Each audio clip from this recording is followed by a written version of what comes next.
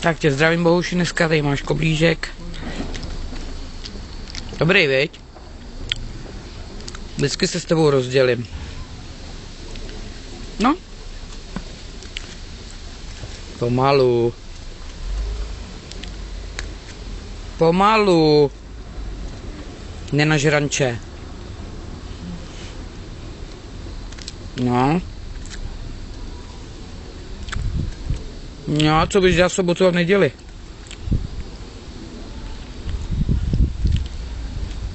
Udus se.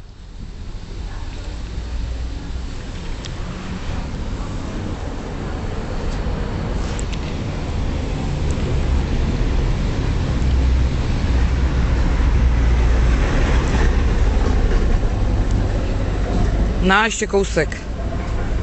Dělej, já musím pracovat. Na? Na, máš celý zobák od marmelády. Dělej.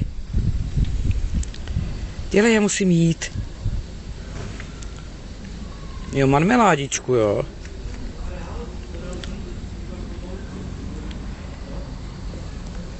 Tak.